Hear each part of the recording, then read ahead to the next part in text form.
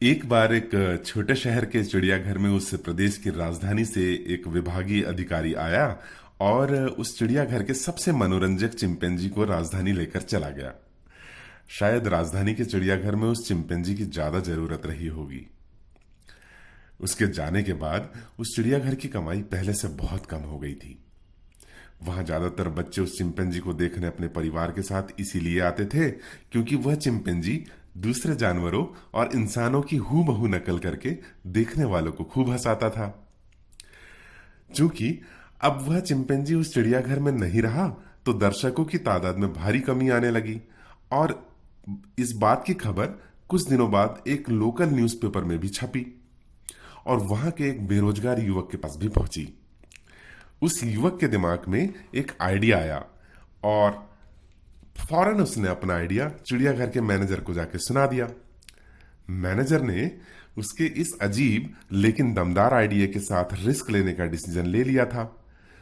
अतः आइडिया यह था कि वह युवक हूबहू चिंपैंजी जैसे ही दिखने वाला मुखौटा और ड्रेस बनवाएगा और उस ड्रेस और मुखौटे को पहन के उस पुराने चिंपैंजी के जैसी नकल करके वापस उस चिड़ियाघर की कमाई पहले जैसी ही करवा देगा और बदले में वो उसकी हर महीने सैलरी लेगा।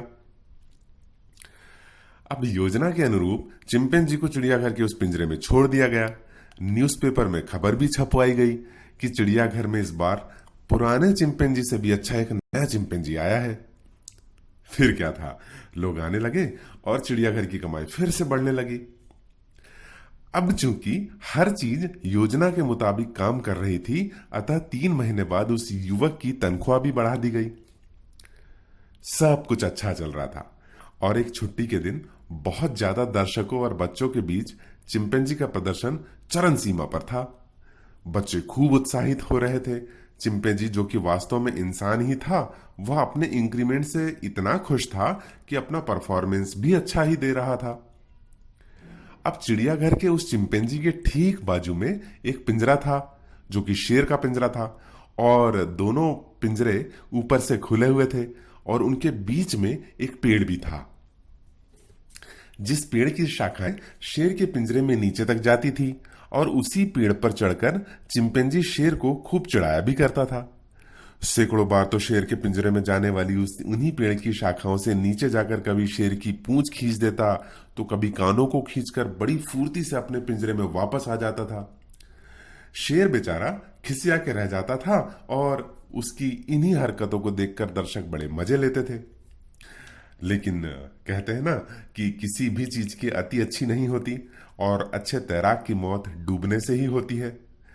उस दिन इसी तरह की हरकत करते करते चिंपैंजी का हाथ पेड़ से छूट गया और चिंपैंजी शेर के पिंजरे में धम्म से गिर पड़ा।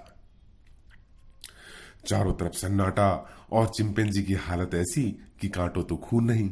बस फिर क्या था, शेर आहिस्ता आहिस्ता चिंपैंजी की तरफ कदम बढ़ाने लगा और सोचने लगा कि आज चिंपैंजी को मजा भी चखाऊंगा और अपनी भूख भी मिटाऊंगा।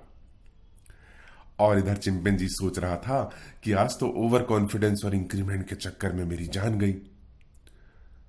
अब शेर को अपने नजदीक आते ही जैसे ही उसने बचाव बचाव के लिए अपना मुंह खोला, तभी शेर ने अपना पंजा उसके मुंह पर रखकर चिंपैंजी के कान में धीरे से बोला कि चुपचाप ऐसे ही पड़े रहना, वरना हम दोनों की नौकरी जाएगी।